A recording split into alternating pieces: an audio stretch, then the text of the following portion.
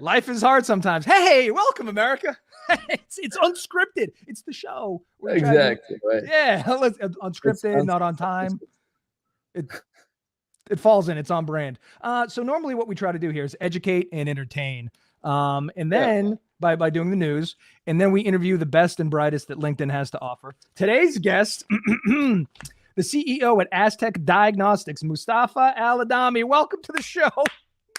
Hey, man. Thank you for having me. And thank you for working through the audio thing. It was my fault. I was blaming you like an idiot. The whole time it was your fault, dude. We had to go on 3 different laptops just to prove it to you. Can I tell you what the problem is? I'm a white male, age 18 to 45 in the United States of America. So nothing can be my fault.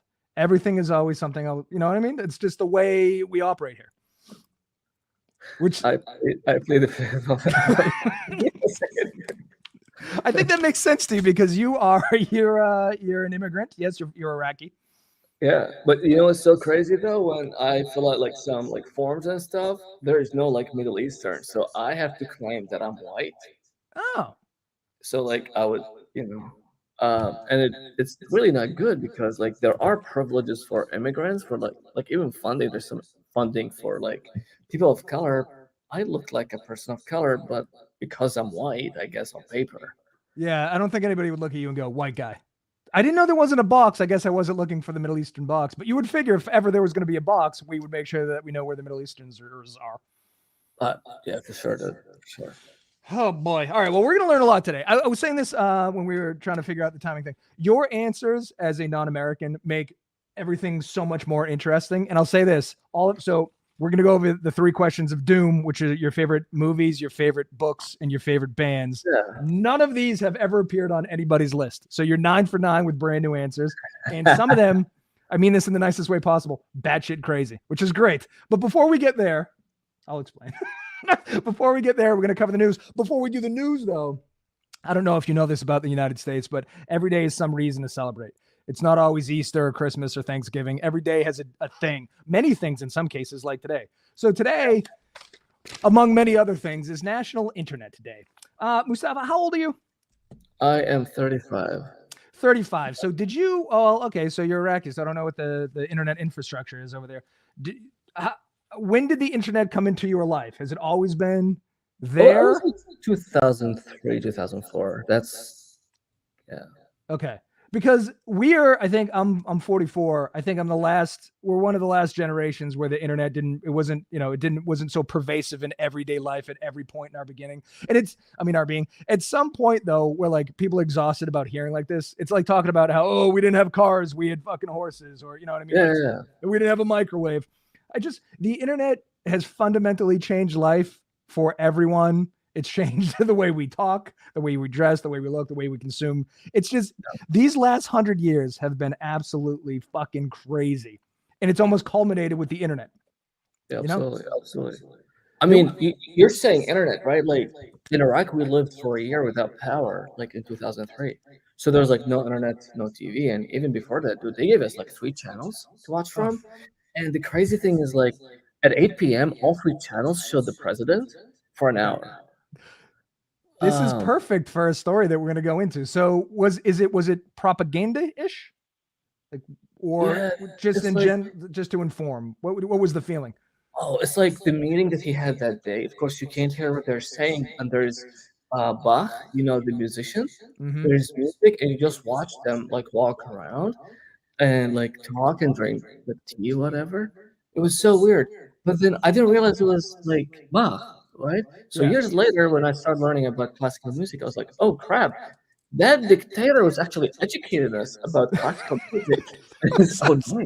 So it's not all bad. You're living under a dictatorship, but at least he's showing you a little classical music.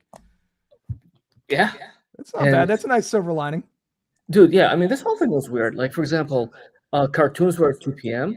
And guess what was right before cartoons? It was footage from the Iraqi-Iranian war.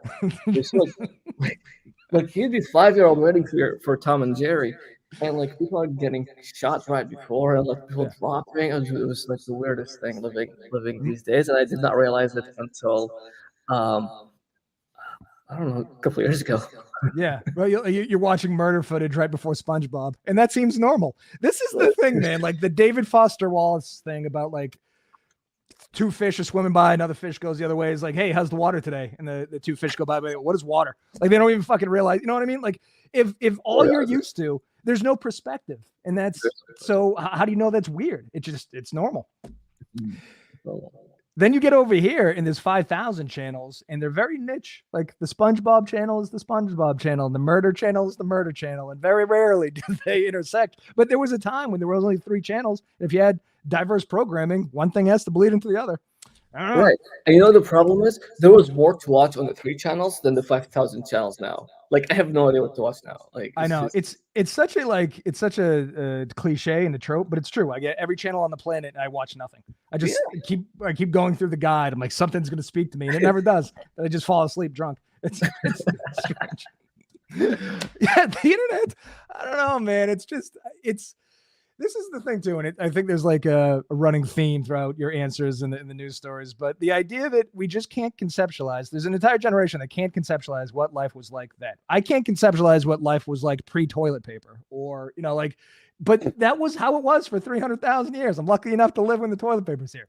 The internet, my kids, as soon as we get into a restaurant or we're in public, what's the Wi-Fi password? Because they need to be entertained with electronics 24 hours a day, or they don't. And listen, I mean, it's great. I have to parent less, but it's still just conceptually bizarre in the history of humanity that this is where we are and we need it constantly.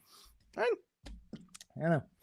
Well, so we have ancient brains and modern technology. Yes. Our ancient brains are not used to the overstimulation. Like all of our neurons are going like haywire, and we love that. We crave it.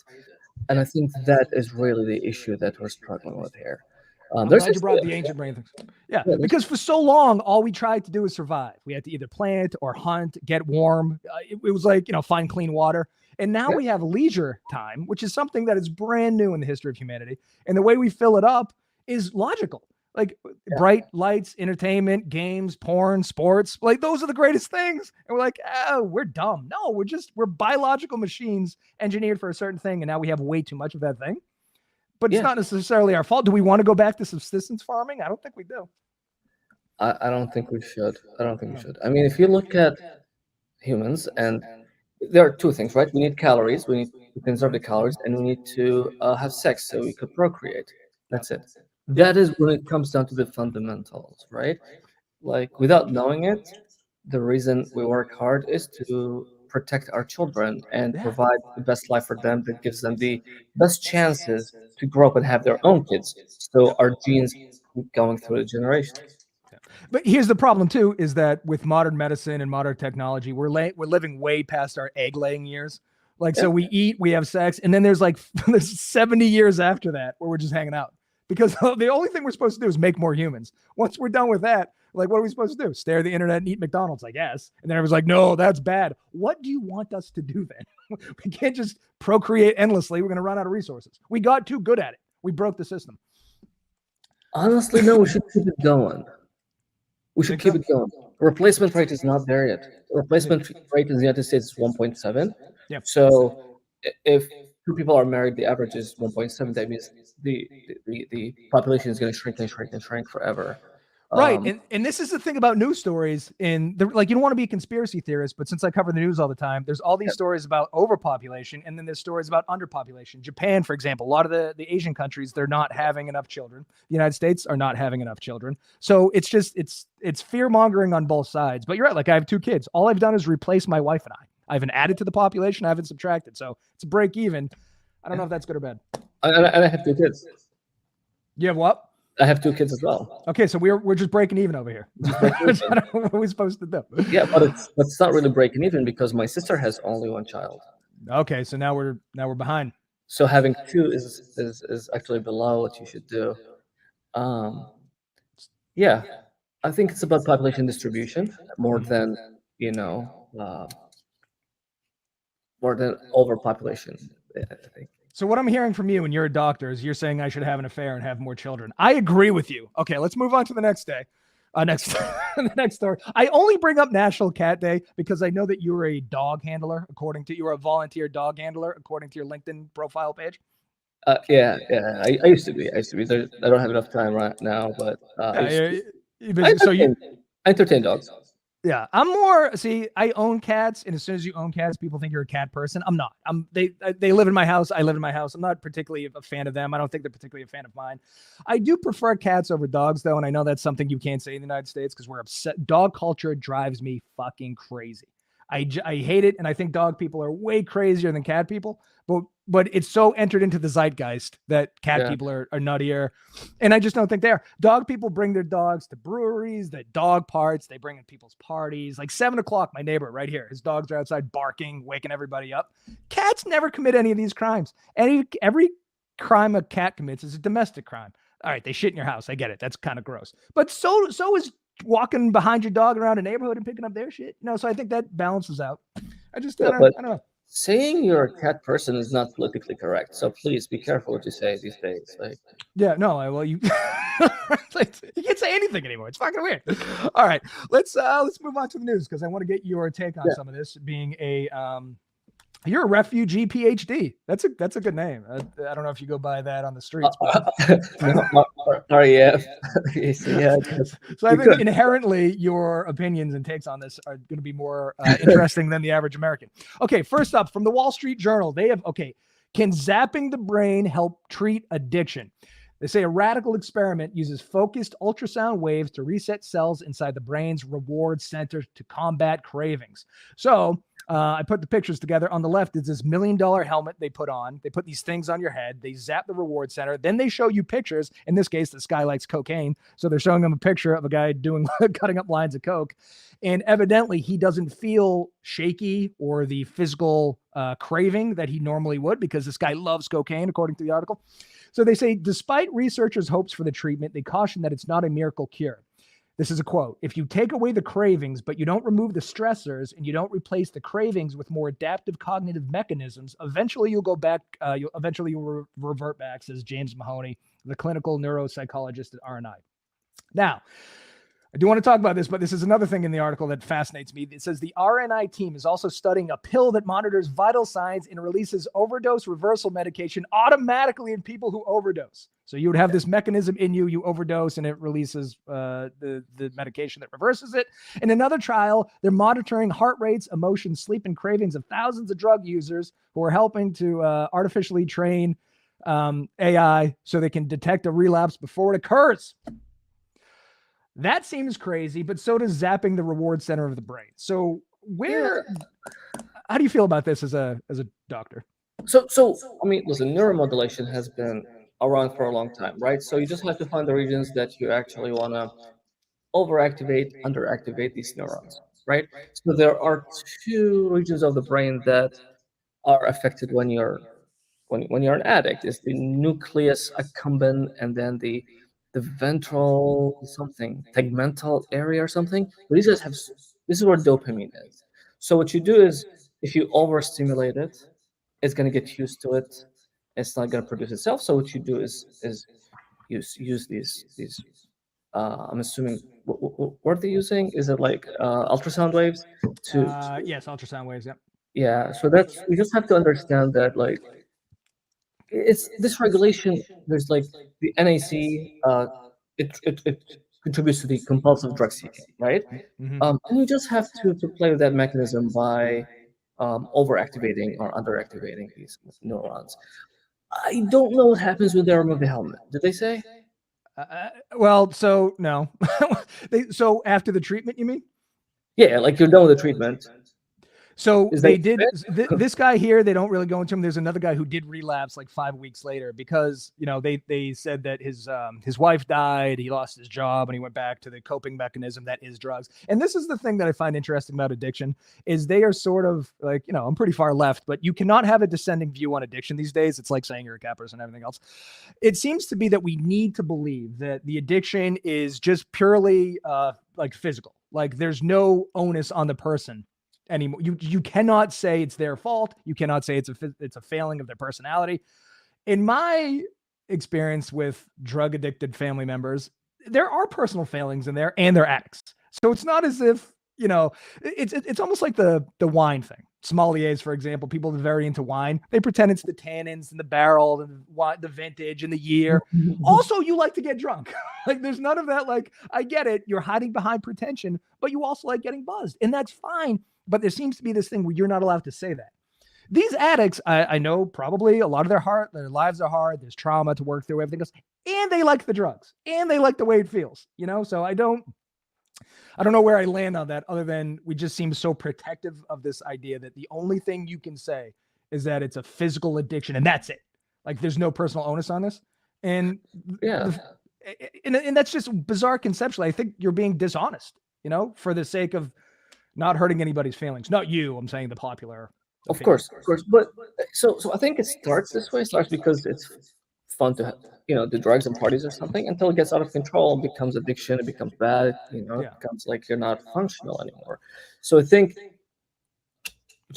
I don't think anyone should try these drugs in the first place because I'm sure they feel good. I've never tried, not even me. Oh, they're great. I got to tell you, 10 stars. Yeah, no, I mean, honestly, yeah, if you don't try these things, you'll never be addicted. At the same time, I think there are people with dopamine deficiencies. Yeah.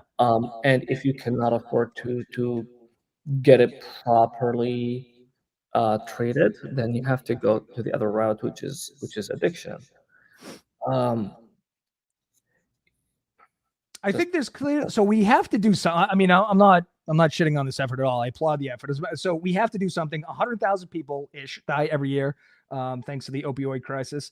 2/3 of this institution's rehab facility ends up relapsing. So whatever we're doing now isn't working very well. So if it takes, zapping the reward center of the brain, like all of those 100,000 deaths had parents, children, brothers, sisters, like the reverberation of, death, preventable death in this case is awful. And 100,000 people, like that's gun violence is huge in the United States. That's 30,000 people, and that's a lot of people dead. Cars, for example, I think kills 30,000 people. This is 100,000 ODs. I mean, that's a lot of deaths. That is a lot. That's a lot. There's a book called In the Realm of Hungry Ghosts.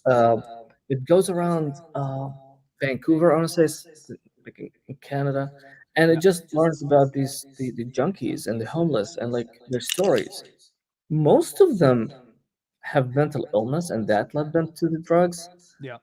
There's so many of them that had some kind of trauma. Some of them had like even accidents, and they just so much pain that they needed to take these pain medication. And when they don't have access, they go to heroin, and then heroin stops working, so they go to the heavier stuff, and it spirals. Oh yeah. Now, my question to you is, how many of the 100,000 will be able to have access to this fancy $1 million machine? Exactly. Well, that's the other thing, because I'm sure this guy normally, under normal circumstances, wouldn't. I'm sure he signed up for some experimental treatment, and then he got it for free. I mean, I assume he's not paying $1 million to wear that hat. Oh, dude, this guy's doing coke though. He has money. He's got a little bit of money. Yeah. I'm telling you, if he's doing coke though, he's probably not paying child support. He's probably living on somebody's couch. So I don't think his coke addiction is his disposable income. I think it's all his. No, I don't know how much it is, but my guess would be it's more expensive, just basing that on what I've heard. Well, listen, every addiction is expensive. Cigarettes are very expensive. Cocaine's very expensive. I'm a bourbon drinker, but I can't drink trash anymore, so I'm drinking expensive bourbon. So addiction ain't cheap. All right. Speaking of addiction, though, I think this is a nice segue into the next story. So McDonald's, we covered on the show yesterday too, but there's new news, which is that McDonald's sales are rising, though restaurant traffic remains pressured. So this is what I'll say about, I think Americans tend to be addicted to some light degree when it comes to fast food. I know this because McDonald's sells 2.4 billion cheeseburgers a year. There are only 300 million Americans, so we're doing some damage. So McDonald's sales are rising despite an E. coli scare that killed one and made 49 people sick, despite the fact that health officials and doctors recently are trying to get the FDA to screw around with the recommendations and say we should eat way less processed meat and way less red meat. And despite inflation, which is in a 10-year period, the McChicken went up by 200%. The McDouble went up by 168. You got fries going up 138, the quarter pounder 122. So it's expensive. It's killing us through cholesterol, and it might kill us with E. coli, and we can't stop eating it. Now, this is what I will say. prior, like based on what we said earlier, for 300,000 years, humans have been craving salt, sugar, fat, and caloric density. Now it's everywhere. It's on every street corner, and it's still, despite inflation, relatively cheap. Can you blame us for eating the shit that we crave in our stupid lizard brains? Yes, I blame you. What the heck, man? Stop it. Really? We're swimming in abundance, though. This is the thing. We know no different. You know, We used to like walk 26 miles so we could get a deer.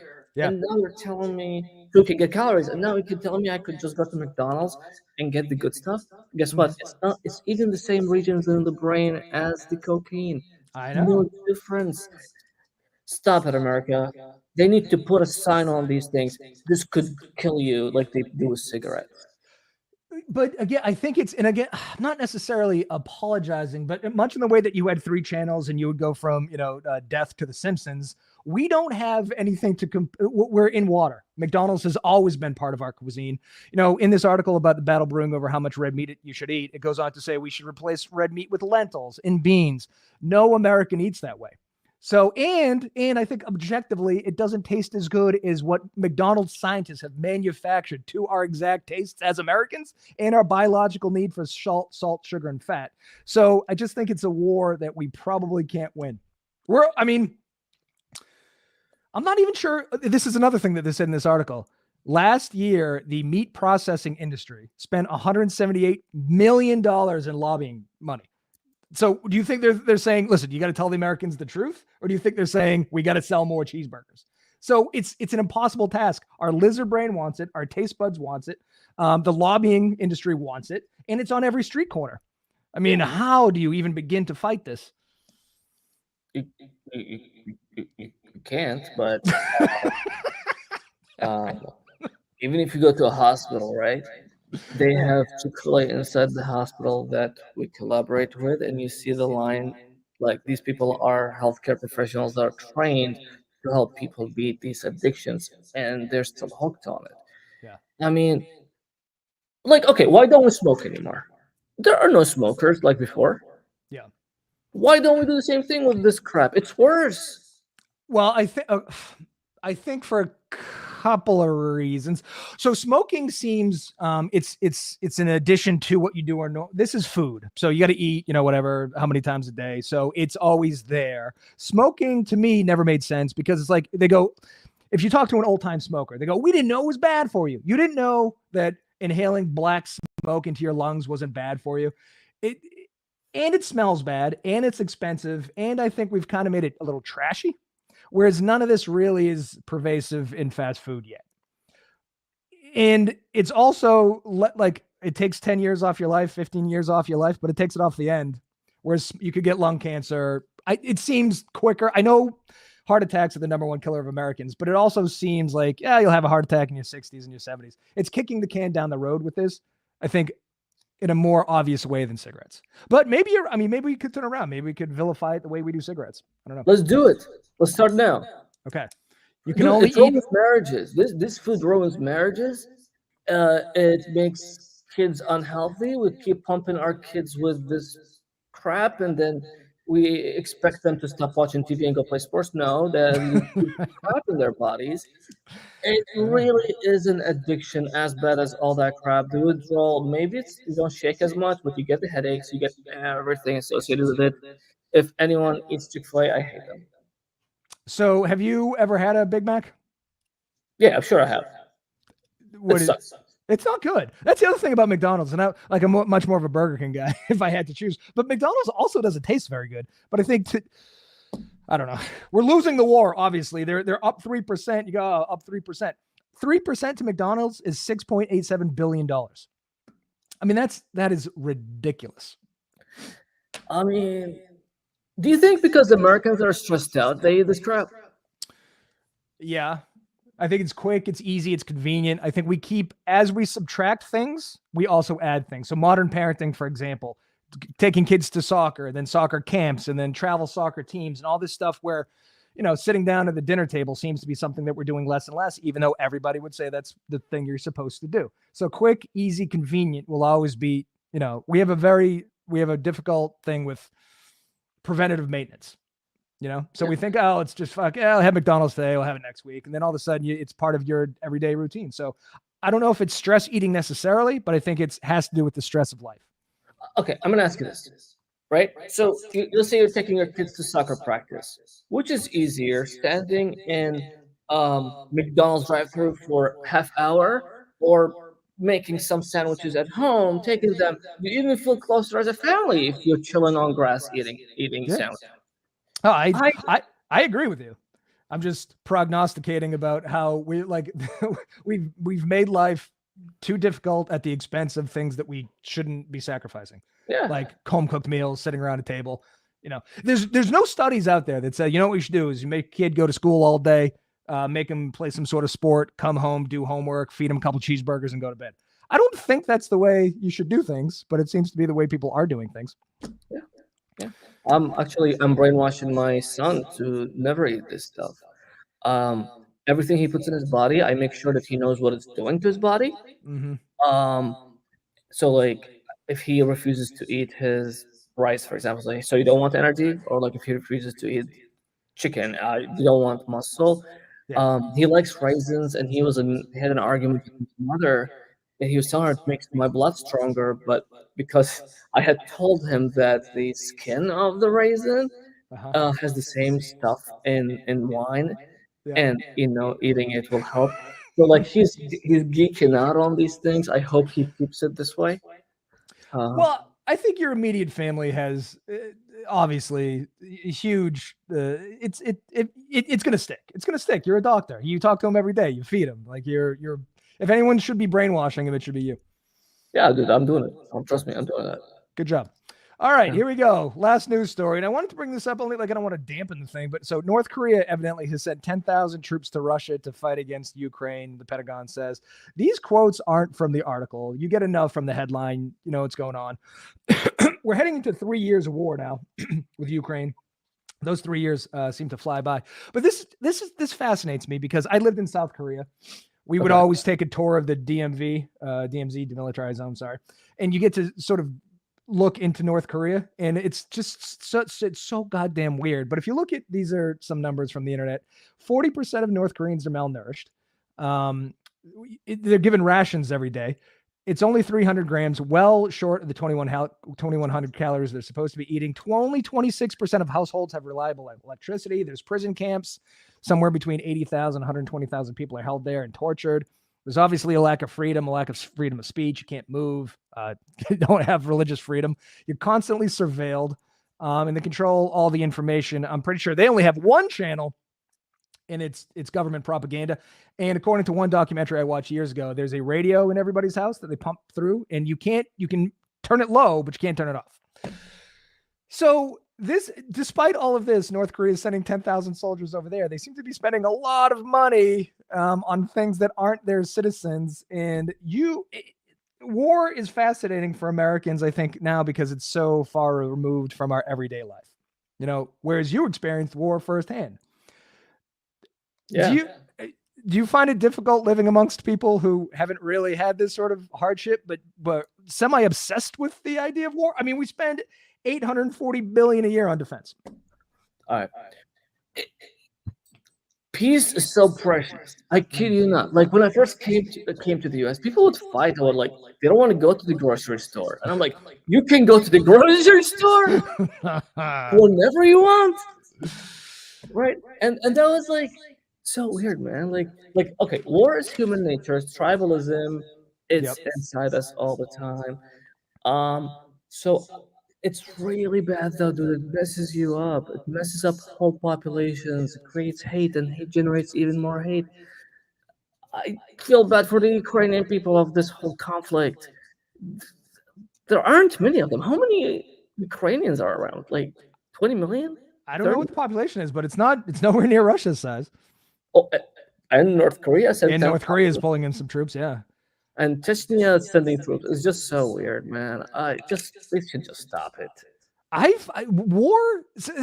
This is I can't believe it's still a thing. It's so conceptually bizarre. Like, okay, for example, McDonald's, they have this E. coli thing. It kills one person. Their stock goes down. They lose a bunch of money. Nobody wants to buy cheeseburgers. That's one person. In any industry, there's going to be breakage. They're serving 2.4 billion burgers every year. I'm not excusing them killing one person, but if you serve 2.4 billion of anything, you're probably going to kill one person. That's just breakage. Boeing, for example. Boeing hasn't killed a single American in a commercial airliner in like 40 years. And that's not an exaggeration. But one door blows off and all of a sudden they're trillions of dollars and fucking losing money left and right. Nobody trusts Boeing anymore.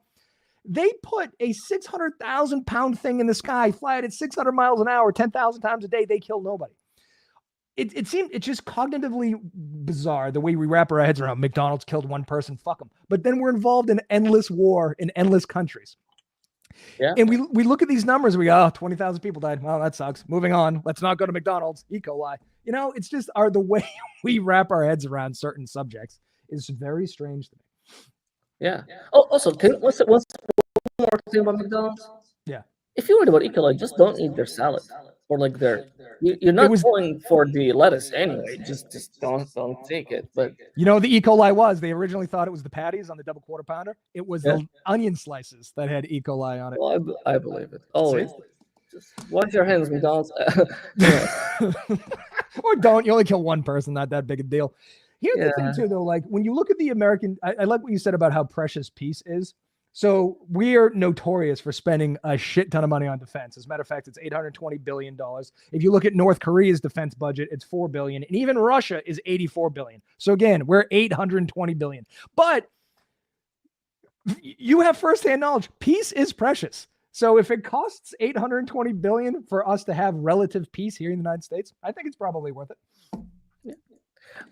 So United States is very good at winning wars, but they suck at winning peace. Yes. So I'm telling you firsthand. This is firsthand experience. I was in a small place called Adhami. This is my last name. Mm-hmm. And I can tell you what exactly happened that made people angry with the U.S. They started forming these militias around, I think, 2003, 2004. Yeah. It was the terrible treatment of the people, right? So the Marines were amazing. They treated everyone so professionally. They were really nice. They pulled out. Some other people came. They did not even speak English. They were mistreating people. They were like hitting on women. They were just like the weirdest thing ever. Wow. And then they shut down the hospital. We had one hospital in this suburb. They shut it down. We got so angry. Now you're starting to lose loved ones because you could not access your hospital. Oh my God. Of course, militia started. So if you want peace, if you had equipped this hospital with American technology instead of shutting it down, instead of bombing, instead of whatever the heck you did, guess what? No one would have attacked you. Yeah. As a man, we're programmed to provide for our families. Mm-hmm. If the only way I can provide for my family joining Al-Qaeda, well, guess what? I'm going to freaking do it because I have hungry children. Back to the genes. I want to pass on my genes. I need to protect these kids. Yep. This is why. Win at peace if you really want peace. If you want to go to war, make short, sweet. Yeah. I'm so glad you said this because, like, listen, I'm an idiot. I know nothing about anything. But it always occurred to me that if you want to win the hearts and minds of a country that you're sort of invading, build a strip mall. All of a sudden, there's stuff to do. There's employment. You're going, hey, get a job, have a house. Because even think about the United States, recruitment. We recruit in Flint, Michigan, where people need the $30,000 to go over. We don't recruit in Greenwich, Connecticut, where there's a bunch of fucking rich kids who are unwilling to go somewhere and die. So now that you know that, can't you put together that if people have something to live for, if they have a job, if the family's well taken care of, they have hospitals to go to, there's movie theaters, there's life, there's a reason to live, not reasons to fight? That seems, and I'm going to swear, with all this money, you could build plenty of fucking strip malls, plenty of office buildings, plenty of things that people would want and need to avoid war to begin with. I don't know. So how much did you spend on the Iraq war? Like trillions, right? Oh, yes. And then for what? For what?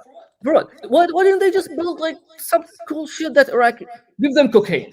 Give Iraq cocaine. Okay, I'm so glad you said that. No one's going to attack you. Yeah, I didn't want to insult anybody, but I've also said put strip clubs there, get a little coke, fucking a couple liquor stores. Go, guys, listen, you don't have to kill yourself. Have a good time. It's fun. And we would have a good time. I swear, man. Like, Iraqis are like supposedly religious. Bullshit.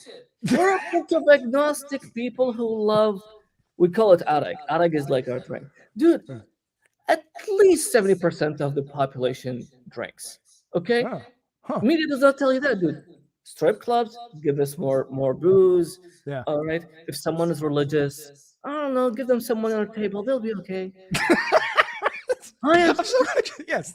Well, here's the thing too. Like before this company. Oh, am I losing? You're coming back. Oh, you're spinning. Can't be spinning now. Oh no, I lost you. Well, I'm just gonna hang out here for a second because I need to talk about this. What should we talk about now? Oh, is it me? Is it him? Oh no. Oh no, he's gonna come back. Mustafa, please, we have to talk about your music.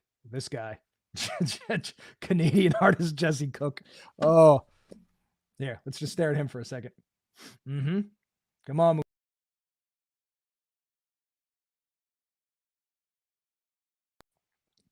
Can he get back in? Well, let me tell you about Jesse Cook while we're waiting. He's a Canadian guitarist known for his unique blend of flamenco, jazz, and world music. He's a guitar virtuoso, and he's been influenced by various cultures, including Latin, Middle Eastern, and Spanish sounds. He gained popularity with the albums like Tempest and Vertigo. Oh, he's back. Thank God. Got canceled. I don't know. Did I say something? Back. I don't know what happened. You started talking about how Iraqis like to drink, and all of a sudden you get kicked off the internet. So. I'm serious. We love it. We love it. All right. If my mom is listening, I don't drink. Not you, but all the other Iraqis. Okay. Let's talk about the news. I love that segment. That was good. But let's talk about, so these are your three favorite bands. And again, brand new for all three of these ever on any lists ever. Jesse Cook, a Canadian guitarist, known for a blend of flamenco, jazz, and world music. Yeah? Yeah. How did this guy come into your life? Oh, so when I left Iraq, I became a refugee. Yep. And like I was so depressed. Like depression was just killing me. And the way that I dealt with it was learning how to play classic guitar. Oh. So I got so much into it. I played flamenco, and this guy was so good. And what he did was, it's like he mixed Western culture with Spanish guitar, and he put like sprinkles of Arabic culture in it. So it was really really cool. I ended up actually meeting him like during his tour, and Wow. drove like 4 hours just to say hi. And Was he everything you were hoping he would be? Dude, even better, like the most humble guy. I think there's on YouTube there's like a 1 hour track. It's like One Night at Metropolis. I encourage everyone to watch it. I don't know if that's the one I watched, but I did watch a thing that was about an hour long with him. And I know you don't use anything, but if you were to take mushrooms and listen to him, you'd have a great fucking time. It's like lo-fi. It's like floaty a little bit in the background. The flamenco stuff is nice, but it's not pure flamenco. It's really unique guitar playing. Absolutely. And I'd never heard of this guy. Yeah, it's like he married, I don't know, something with like Gypsy Kings versus some West, and put some Iraqi stuff even in it. Like my favorite track, of course, that he has is called Cecilia, You're Breaking My Heart. It's so silly, but dude, I love it so much. And he has like another one called Baghdad, which is my hometown, and he used some music we had in the Abbasids, like from thousands of years ago. I don't know how he did it. It's just really really cool. This is another thing that I say about these past 100 years that's batshit crazy. Nobody talks about this. If it was 1850 and there was no piano in your town, you didn't know what a piano sounded like because there was no recorded music. The fact that we are now able to record music and send it around, we've gotten so much out of that and so quickly. It's like almost like the pre-internet days you can't even conceptualize. 100 years ago, nobody had an album. You didn't know what a fucking a ukulele sounded like. Or world music. There was no world music. If it wasn't in your town, you never heard it. And in the last 100 years, we've heard everything. And now we got guys like this mixing styles, and it's a beautiful thing. It's a beautiful thing. It's a beautiful thing. Dude, I like this guy. I have a crush on him. Nice. Well, he's a good looking guy. I mean, he's French too, so he's sophisticated. Oh yeah, look at that tie, man. 3-piece suit. Oof. Oh yeah, and then I saw the inside of his house in the YouTube thing. Very nice. He's made it. he seems to have his life together. Oh yeah, and right. Very well deserved. Very well deserved. Okay, the second one, Hamilton. Like dogs, musicals do nothing for me, and I've sort of avoided Hamilton for the last 10 years. But because you put it on your list, I listened to the soundtrack, and immediately I go, this guy's a fucking genius. It's so clever. It's so brilliant. I'm still not going to watch any other musicals, but I'll say, like, when they teach us American history in school, they taught it to me in 4th grade. It was meaningless. I had no context. It doesn't matter. Founding fathers, who cares? Fighting England. All right, I'll memorize it and put it on a test. He made it so interesting and added so much context. And then all of a sudden it comes alive. And that's brilliant. Yeah. In my case, it's even cooler because I did not take history lessons. So like the first song, they introduced Aaron Burr, and he's like, "I'm the damn fool that killed him." I was like, spoilers, bro. So it's like totally different. I don't know, man. How can you be like a genius, hard worker, and gangster at the same time? It's just really cool. I love this. And it's so smart too, because like the mixture of things, mixing theater and mixing history and rap, that is fucking wild. And I'm sure you got a lot of pushback in the beginning, like nobody wants to hear a rap about Alexander Hamilton. As it turns out, absolutely they do, because this was groundbreaking. It was groundbreaking. I am pretty sure it was resisted by many groups in the United States, but then everyone was into it once they listened to it. Then it goes on. It wins a Pulitzer Prize for drama, 11 Tony Awards. I mean, it was a phenomenon. You couldn't get a ticket. Yeah. I love when people do this, even when it's not. I don't care about musical theater, but I love that somebody came and like shook it all up, did something wildly different, and it'll never be the same. Right. No, I really love it. I think Hamilton is no more associated with the musical than the $10. Honestly.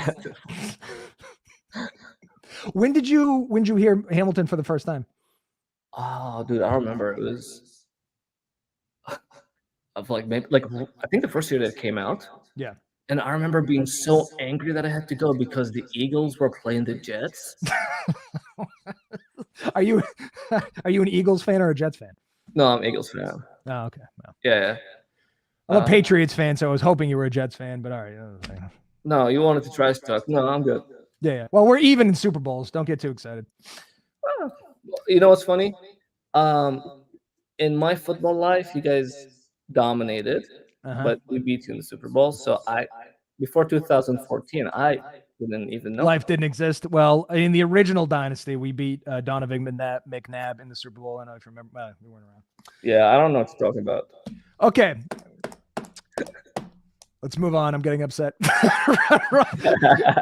I hate Nick Foles. Okay. Rodney Atkins. This is one of the how and why. You have to explain how this nouveau country speaks to your soul, given where you live, where you're from, your background. How did this happen? I'm a city boy from Iraq. Yeah. Okay. Now, I moved to the US, probably first time driving, right? 5 o'clock, I-95 north. Yeah. For those that don't know this, it's hell, especially around DC. All right. And I'm bored, turning radios, flipping. And this guy comes on the radio. And the song said, sitting on a 5-lane backed up traffic, horns are honking, I've about had it. I'm looking for an exit sign. I was like, that's my guy. He sees me. And like all of the songs are just like so like real. Okay. And dude, I don't know. No one's listening, right? But like he sings about beer, trucks, and blondes. Yeah. Like perfect. And you like that? Do you not like that? Well, I like beer and blondes, but not the kind of beer he's drinking. He's drinking shit like he's drinking Miller Lite or something like that. I'm a white guy in my 40s. No one's singing about IPAs. That's what I want you to sing about. You know what I mean? Like a nice double IPA. He's singing about trash beer. And so here's the other thing too. I'm glad you brought up lyrics because I'm obsessed with this idea. When I cover, I talk about music with a lot of people because of this show. And sometimes people will bring up shit that people hate. And I can't work up my hate because I wasn't there. Disco is a perfect example. I'm sure if I was a teenager in 1970, I'd hate disco because Led Zeppelin's around. Disco sucks. But I could avoid disco because I wasn't a teenager in the 70s. This is my disco. I can't escape it. I hate everything about it. It's played at every restaurant, every brewery. Every time I'm outside, this nouveau country stuff comes on. I can't stand it. And everyone sings about pants. And I looked this up. I'd never heard about Rodney Atkins. I bet Rodney Atkins sings about jeans. So I looked it up. Good for you. He says, holes in my boots, one pair of jeans. And uncomplicated, he goes, I've got a wardrobe, t-shirt, and jeans.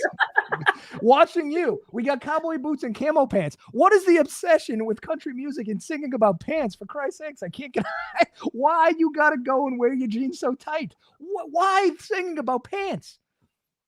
I don't know. I can't help you with that. I'm sorry, but I do wear pants. I do wear pants. I just Not need right some now, but- doctor to study. Like no other genre, rap artists don't rap about what they're fucking. They don't. Okay, chains and shit, but not pants. Motley Crue wasn't singing about fucking cargo shorts. I just don't understand the obsession with nouveau country singing about fucking jeans. Can you imagine Jesse Cook singing about jeans and boots? Okay, see, this is a point. He's a sophisticated fella. Look at him. He is not singing about pants. He's got bigger things to worry about. Yeah. No, Do you celebrate all of these guys? They all kind of look like him and they all kind of sing about the same thing. Do you like that entire genre? Is it bad to say yes? Honestly, we're allowed to disagree. It's no, but like, here's the thing. If you have country music on the radio and you have kids in the car, you don't have to worry about it. Nice and safe. Sure. Yep. It's nice and safe. Yeah, it's either classical music, opera, or this. That's all I listen to. Or Jesse Cook. Yeah. So I put him in the classical music genre there. Lots of just the same tracks over and over again. Dance of Spring, all these things. Yeah. Jesse Cook it's very listenable. It's like lo-fi background. I don't mean to insult it by saying it's background music, but it's there. It's very good. It's not like elevator music, but it's, there's no lyrics, so it's not distracting. All right, let's go. But you could literally like when you see him playing, like you could literally watch his fingers, and that's entertaining because they move in ways that our fingers don't move. Yeah. So it's really, really cool if you understand what he's doing. It's really cool. I will say, so I never really understood because I'm not into dudes, but like why chicks love lead singers and lead guitarists. And then I'm a big blues guy, so I went to this guy Tab Benoit. He's a Louisiana blues fella. I had like front row tickets to one of his concerts, and watching him play the guitar was like something I'd never seen before. And they was, oh, I get it, because they're very special. These people, very special, and they can do things that nobody else can. Oh, absolutely. All right, let's talk about your movies. You know why you picked The Dark Knight Rises? Everybody goes with The Dark Knight. If Batman is ever on this list, and it's sort of a lot, always with the one with the Joker in it. But you went with The Dark Knight Rises. Interesting. Yeah. You know what the problem is with movies is I have not watched a movie for like 5-6 years. This was the hardest one to tell you. I just don't watch TV, but I remember watching this one with my roommate back in college, and it was really fun, man. So good. Bane is so good. He's such a good bad guy. His voice. Oof. Oh, the voice too. It sounds like a demented Sean Connery, which I'm into. Oh, dude, yeah. There's so many iconic things too, like when they're fighting in the sewer and he breaks his back, and the opening sequence is so great where the guy falls out, he kicks the guy out of the plane. It's just he's a great bad guy. Yeah, absolutely.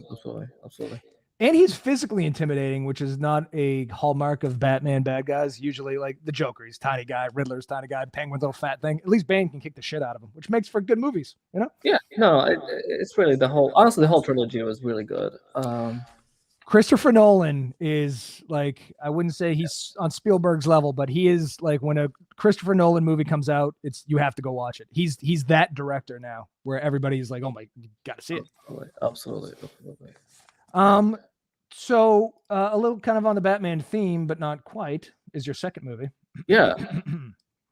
This bad boy, Joker. Man, the way it highlighted mental illness, man, is so genius. Like he's a mess. I don't know. It's just like no one has brought up mental illness like this thing did, and I have been dealing with PTSD for the longest time, dude. This movie really hit the spot. I mean, I'm treated, I'm fine, but really, I remember days where I struggled. Yeah. I mean, I get it. My only issue with this is I wish if it had just been, if they had separated it out from Joker, like just made a new, I have this problem as a fan of like the Marvel Cinematic Universe. Okay. Don't stray too far from the source material. Like you're making a comic book movie. Yeah. This was not a comic book movie, but you're using the villain. Just call it something else. Just don't call it Joker. Don't get out of the Batman universe, and I think it would have been a great movie. I just have a problem with like these. Just like you strayed so far from the source material. It's a good movie independent of it having anything to do with Batman. Just get the Batman out of there. Call it anything else, and I think it would have been better. I think that it affected it, but great performance by Joaquin Phoenix. Yeah, I liked it for a very different reason from liking Batman, right? Like it's totally different genre. Yeah, it doesn't need the baggage of a superhero movie. If it was a standalone movie, they would have. I don't. Maybe I'm just speaking for myself. I don't know, but just like stop, just get out of that universe, and then it's a great story about mental illness. Yeah. But then you don't get the right audience, right? Or not the right audience. You get no one is going to watch. Right. That's a very good point. Maybe it was just a pure marketing. Maybe they had the script. They were like, you know what? We should turn him into the Joker. People will show up. Yeah. Your third movie was, man, I didn't even know this existed. Although it's a Johnny Depp movie, which is weird because he's very, very famous. We had a guest on yesterday whose one of his books was about a guy who got a terminal diagnosis and sort of did whatever he wanted to do for the last 3 or 6 months of his life. And that's kind of the plot here, isn't it? That Johnny Depp as a professor gets a terminal diagnosis and then what he does with that. Yeah. No, I used to teach. I taught for 4 years. And when this guy had a terminal disease and he started like speaking his mind, it really is like, I wish I could do this. Yeah. And one of the things that he said and really resonated with me is like, one of his students showed up in sweatpants, and sweatpants is McDonald's of clothes. And he said to that student is like, hey, you cannot be a writer wearing sweatpants, right? So you need to leave. And as someone who was teaching, dude, what's wrong with students wearing sweatpants every time? Like, okay, I was teaching some biology, some engineering, and some business. Yeah. You're in a business class wearing sweatpants. Right. Get the fuck out. I did not say it. I did not have report to say that. But like why? Dude, you could look so pretty. It's casualness has taken United States by if you ever go to Italy, you don't see the people dressed the way they do at Walmart here. I think we've taken that casualness to extremes. And just, I think you're right. It's the McDonald's of pants. Listen, I am casual. I'm wearing a t-shirt to work. It's fine, but sweatpants. Oh, no. Like I'm wearing, I guess the Chipotle of clothes, right? Yeah. Fast casual. It's not quite Abe and Louis, but it doesn't have to be. Yeah, but the quality is there. Oh, dude, this is like $11 from Guess or something. But you wouldn't know just looking at it. Well, it doesn't. It's the Chipotle shirts, I would say. It's the Chipotle shirt. Absolutely. You nailed it. So I said yesterday about the book, and I think it's an odd. You can't really call it a gift, but to have a diagnosis like where you have 3 to 6 months, because we're all going to die, obviously. Yeah. This is almost, you don't want it, but it's not the worst way to go because you get to tie up loose ends. You get to tell people how you feel about them. You get knowing that the end is soon, I think would allow you to view life and those around you, those you love, differently than if you're just hit by a bus tomorrow. Right. Yeah. So I don't know, kind of beautiful, kind of sad. It's not what I want, but yeah. No, I don't want that. No, I want to go in a hot tub full of cocaine and strippers. The American way. That's the American dream, isn't it? I think so. It's my dream. I'm American. All right, let's go to your first book. Again, first appearance on this, Anne of Green Gables, 1908. This is a classic. Why Anne of Green Gables? Bro, it touched a side of me that had never been touched. I don't know, dude. Her soft stubbornness, her demeanor. Everything is like, what? This is a summary of all women. Wow, this really touched you. I know you said that, but it did deep down. In places that I've never been touched before. I'm serious. How did you read? Was this assigned? Like, how did you pick up Anne of Green Gables? 2016. I just read everything. Everything. Okay. I was just like picking up random books and reading it, and I would just go like bookstores, like, hey, what's a good book? Mm-hmm. And there was this old lady that just gave me this one. Yeah. And so I know we mentioned this early on. I don't know if it was on camera or not, but you said in another interview that you did that you learned English from Eminem and 50 Cent. And then you read Anne of Green Gables. You might have more of a breadth of experience with the English language than most Americans. There's no might about it. You clearly do. No, I just had to remove the word fuck out of my language. There's And not a lot of fucks in Anne of Green Gables. There's not gotta a, be like, not a single one. It was insinuated once, oh, but not the F word. But in all seriousness, like if I want to be taken seriously, my English has to be proper. yeah. In the end, my job representing Astek Diagnostics and what we're building is very serious. So Mhm. I could not speak um, 50 Cent. like 50 Cent. Yeah. So you knew at some point you were going to have to read Anne of Green Gables, but you did and you loved it. Yeah, in 2016, I read 76 books, and the reason I read that many was to improve my English, Mhm. and to speak, use better words, I guess. You have read 70 books more in that year than any American. Like we do, statistically speaking, we do not read. So well done. Thank you, thank you. I really think that year changed my life. Really, I believe that. It could not have. Was this another book that you read in that same year? Dude, I got obsessed with Robert Sapolsky. Okay. Yeah, Why? so this I don't know. He's like a neuroscientist, and he's obsessed with chimps, and he works with stress. Um, and I was, dude, did you ever like do stupid things and be like, why the heck did I just do that? All day. Right. Well, I tried to understand why am I doing the things that I'm doing that 5 minutes later I'm like, that was stupid. So I I studied Dr. Sapolsky. Every single essay, every single paper, every single book that he wrote. And this is the one that I enjoyed the most. Of course, the when you look at the title, you think it's a book for a 4-year-old. But the idea is all mammals feel stress, but they don't all get ulcers. So zebras don't get ulcers. And so he just goes into what happens if you're chased by a lion. And Do you think it's all right? So I haven't read this book, but if I'm thinking about it, I think the neocortex probably plays into a little bit because we can rationalize and ruminate and play things in our head over and over. Whereas, okay, a zebra gets very afraid that a lion's going to eat it. If the lion gets distracted or doesn't catch it or whatever, it moves on, as opposed to having post-traumatic stress thinking about the lion eating it all the time. Something? I think we complicated our lives more than animals did. Yep. It's not the frontal cortex. I would say it's more the amygdala. It regulates our emotions, and we just can't control that anymore, and it keeps escalating. We have titles on we name things now. Animals don't do that. They focus on the very bottom of Maslow's hierarchy, and we don't. We are before we have the first the base. We're looking at the tip of it. So that's why we're overstressed. That's why we're never it's never enough. I can tell you a quick story. So my car has 600 horsepower and it broke down. I took it to the shop. They gave me 1,000 horsepower car and I had so much fun with it. I returned it to the shop today to get my car, and my car sucks, man. What the heck? That thing is slow. That's the same idea, right? Like why? It was my dream car, and I why am I looking at 1,000? Like this is humans. We just messed everything up. We're on the hedonic treadmill, we Yeah. think we're moving forward, but we get used to the water that we're in.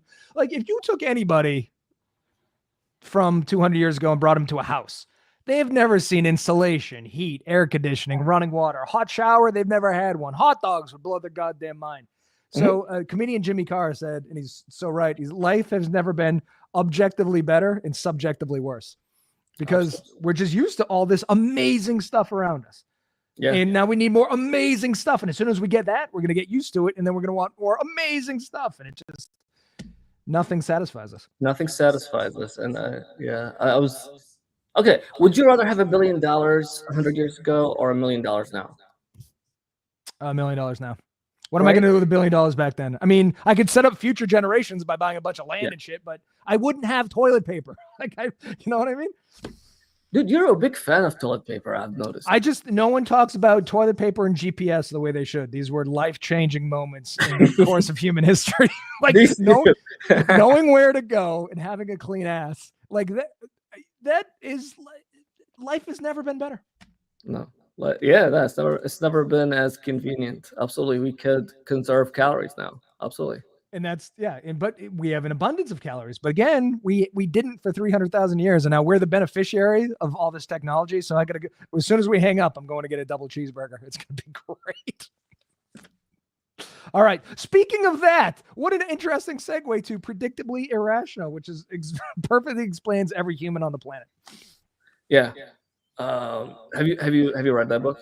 I've listened to it. I recognize the covers. I think I've done that, and it was in my what was it called? Audible. Yeah. No, I really think it's a very quick read. So if anyone, how many people are watching? Do you know? But everyone should read it. Everyone should read it. Yeah. We have so much cognitive dissonance. We have so many biases. But again, it's one of those things that even if you know you have them, it's almost as if we can't control them. Unless we have a lot of thought, you have to be like, all right, let me give you 5 minutes to really think about this. And even then you could be affected by your cognitive dissonance and your biases. Absolutely. Humans are just wild, weird creatures. Yeah. So I'm sure you've watched football with friends, and they could be rooting for the other team, and it's the same play. I see it that Eagles scored a touchdown, and you saw it as his foot was outside or something, and it's the same thing, right? So this is just. I'm so glad you said that, and because you're a doctor, because I use that example all the time. Football. I always say, if I'm watching a game with the Jets fan and I'm a Patriots fan, we're watching the same thing. We were having 180-degree different experiences watching the very same thing in the very same room at the very same time. And just expound that out, and you're like, oh my God, how do we ever get along? How does anything ever get done? It's amazing. And nothing gets done. Really, very slow. It could be so much faster. Yeah. But then you think too, like, all right, look at our brains and the synapses, and then I'm making guttural noises from my throat. You're interpreting them with your ears, going into your brain. I'm hoping that the shit I'm saying is making sense to you. Then you're gonna say, even that is fucking crazy. And then we're talking about other things that we have to understand. Oh my God. Oh, it's crazy. It's crazy. I'm glad that other people think that's crazy too. Although it's a miracle, really. Everything is a goddamn miracle. And then we come to, what you've invented here.